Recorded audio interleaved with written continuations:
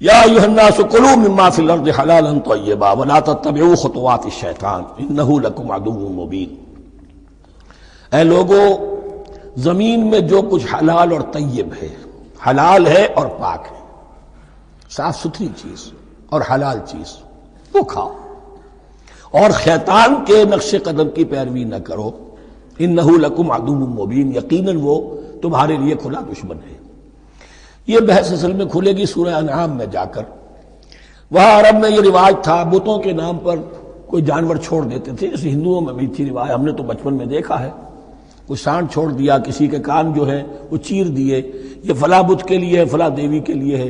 اب اسے کوئی کچھ نہیں کہہ سکتا تھا، وہ جہاں چاہیں وہ منہ ماریں جا کر ان کا، اور پھر ان کا ظاہر بات ہے ان کا گوشت کیسے کھایا جا سکتا تھا۔ تو عرب میں بھی یہ رواج تھے، اور ابھی تک اس کے کچھ نہ کچھ ریزیڈول ایفیکٹس تھے۔ آباء و اجداد کی جو رسمیں چلی آ رہی ہوں وہ آسانی سے جو ہے وہ چھوٹتی نہیں ہے، کچھ نہ کچھ اثرات رہتے ہیں، جیسے آج تک ہمارے ہاں ہندوانہ اثرات موجود ہیں۔ تو ایسے لوگوں سے کہا جا رہا ہے کہ یہ تمام حرمتیں جو تمہارے ان لوگوں نے، مشرکین نے بنا لی تھی، یہ جانور حرام، یہ جانور حرام ہو گیا، اسے فلاں کے نام پر نامزد کیا ہے، اس اونٹ کی جو ہے اتنی اونٹنیوں کے ساتھ جفتی ہو چکی ہے، اب بس اس کو خالی کر دو، چھوڑ دو، نہ اس کے اوپر سواری کی جائے گی اور نہ اس کا گوشت کھایا جائے گا۔ یہ کوئی نہیں ہے، جو چیز حلال ہے اصلاً اور طیب ہے، کھاؤ۔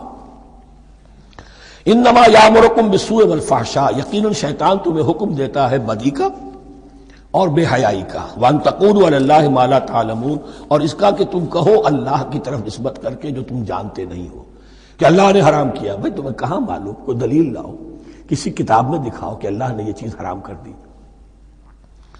وَإِذَا قِيلَ لَهُمُ اتَّبِعُوا مَا أَنزَلَ اللَّهُ قَالُوا بَلْ نَتَّبِعُ مَا أَلْفَيْنَا عَلَيْهِ آبَاءَنَا، اور جب ان سے کہا جاتا ہے اتباع کرو اس کی جو اللہ نے نازل کیا ہے، قالوا، وہ کہتے ہیں، بل نتبع ما ألفينا عليه آباءنا، ہم تو پیروی کریں گے اس کی جس پر ہم نے پایا اپنے آباء و اجداد کو۔ أَوَلَوْ كَانَ آبَاؤُهُمْ لَا يَعْقِلُونَ شَيْئًا وَلَا يَهْتَدُونَ، کیا وہ اپنے آباء و اجداد ہی کی پیروی کرتے رہیں گے، خواہ ان کے آباء و اجداد نہ کسی بات کو سمجھ پائے ہوں، نہ ہدایت یافتہ ہوئے ہوں۔ میں نے عرض کر دیا تھا کہ سورہ بقرہ میں جہاں دعوت تیسرے رکوع کی پہلی آیت شروع ہوئی، یا ایھا الناس اعبدوا ربکم الذی خلقکم والذین من قبلکم لعلکم تعقلون، وہ بھی تو مخلوق تھے جیسے تم مخلوق ہو، تم سے خطا ہو سکتی ہے، ان سے بھی ہوئی، تم غلطی کر سکتے ہو، انہوں نے بھی کی۔ وَمَثَلُ الَّذِينَ كَفَرُوا كَمَثَلِ الَّذِي يَنِقُ بِمَا لَا يَسْمَعُ إِلَّا دُعَاءً وَنِدَاءً۔ یہاں ذرا تمثیل کے اندر ایک پیچیدگی ہے کہ بظاہر ترجمہ تو یہ ہوگا کہ مثال ان لوگوں کی جنہوں نے کفر کیا اس شخص کی سی ہے جو پکار رہا ہے ایسی چیز کو جو نہ سنتا ہے نہ سمجھتا ہے۔ ہاں یہ پتہ چلتا ہے کہ کچھ پکار رہا ہے، جانور ہوتے ہیں انہیں اور کیا سمجھ میں آتا ہے۔ تو یہاں پہ اصل میں تمثیل میں مراد یہ ہے کہ حضور صلی اللہ علیہ وسلم اور مسلمان ان لوگوں کو جو سمجھانے کی کوشش کر رہے ہیں ان میں سے کچھ ایسے بھی ہیں کہ جو کچھ نہیں سمجھتے، دعا اور ندا تو ہے، صم بکم عمی فهم لا یعقلون، لیکن وہ بہرے بھی ہیں، گونگے بھی ہیں، اندھے بھی ہیں، وہ عقل سے کام نہیں لیتے۔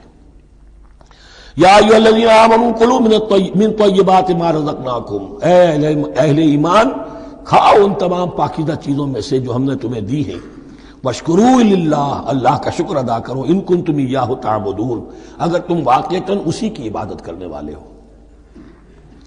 جیسا کہ میں نے عرض کیا سورہ الانعام میں یہ ساری چیزیں آئیں گی بہت تفصیل سے۔ انما حرم علیکم المیتۃ والدم ولحم الخنزیر وما اہل بہ لغیر اللہ، بنیادی طور پر اللہ تعالیٰ نے وہ کھانے کے جو اہل عرب میں اس وقت رائج تھے ان میں سے 4 چیزوں کی حرمت کا اعلان کیا ہے بار بار، مکی صورتوں میں بار بار ہوا ہے اور یہاں پھر یہ مدنی صورت کے اندر گویا کہ آخری بار۔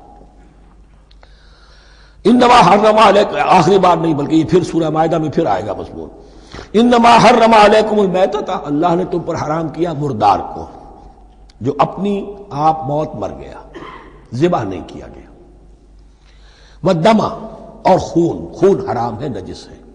اسی لیے جو ذبح کرنے کا ہمارا طریقہ ہے وہ یہ ہے کہ صرف گردن کو کاٹا جائے تاکہ اس میں شریانے وغیرہ کٹ جائے اور اکثر جو ہے خون جسم کا نکل جائے۔ اگر جھٹکا کیا جائے جیسے سکھ کرتے تھے، ایک ہی تلوار کے وار سے گردن اڑا دی بکری کی، یا یہ کہ جیسے کہ یورپ وغیرہ میں ہوتا ہے، تو پھر وہ خون اندر رہ جاتا ہے جسم کے، اس کے اندر پھر وہ اینٹھن نہیں ہوتی اس حیوان کے جسم میں کہ جس سے خون جو ہے وہ باہر چلا جائے.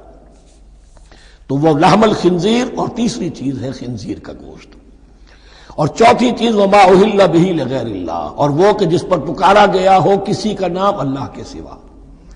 اب اس میں ایک چیز تو یہ ہے کہ جسی شے کو ذبح کرتے ہوئے کسی بت کا، کسی دیوی کا، کسی دیوتا کا تذکرہ کیا، وہ تو حرام مطلق ہو ہی گیا، اس کا گوشت کھانا حرام مطلق ہے. لیکن اسی کے تابع یہ ہوگا کسی بزرگ کا قرب حاصل کرنے کے لیے اس کے مزار پر لے جا کر وہاں ذبح کیا جا رہا ہے. پوچھیں گے تو ہم تو اللہ کے لیے ذبح کر رہے ہیں، تو اللہ کے لیے تو اپنے گھر میں بھی کر سکتے تھے ذبح، یہاں کیوں لائے ہو؟ اس کو تم نے کسی اعتبار سے اس صاحب قبر کا جو ہے اس کا تقرب حاصل کرنے کا ذریعہ بنایا. یہ چیزیں بھی اسی کے تابع ہو جائیں گی. اللہ کے لیے کرنا تو ہر جگہ کر سکتے ہو.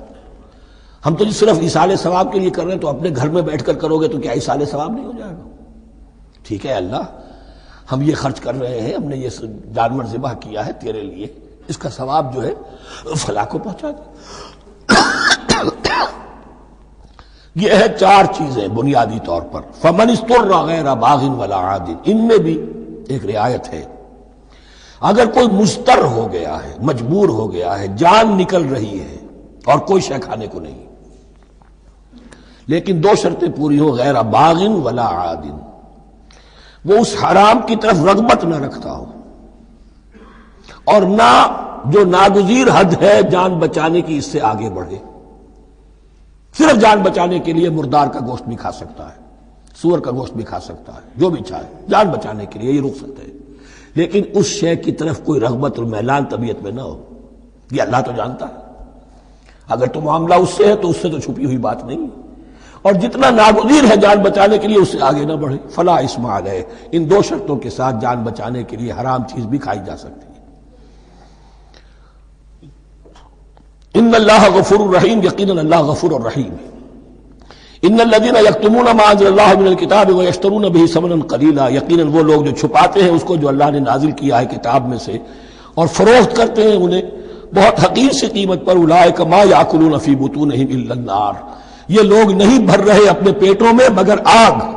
ولا یکلمہم اللہ یوم القیامہ، اللہ ان سے کلام نہیں کرے گا قیامت کے دن. ولا یزکیہم، نہ انہیں پاک کرے گا.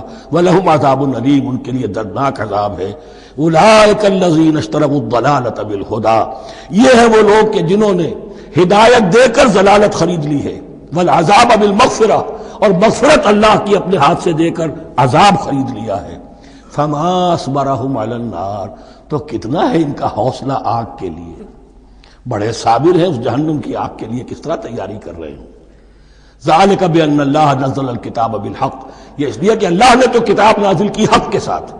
وان الذین اختلفوا فی الکتاب لفی شقاق بعید، اور یقیناً جن لوگوں نے کتاب اور شریعت میں پھر یہ پگڈنڈیاں نکالی، اختلاف کی، وہ بڑی ہی دشمنی میں اور بڑی ہی شقاوت کے اندر مبتلا ہو گئے. بارک اللہ لی ولکم فی القرآن العظیم ونفعنی وإیاکم بالآیات والذکر الحکیم.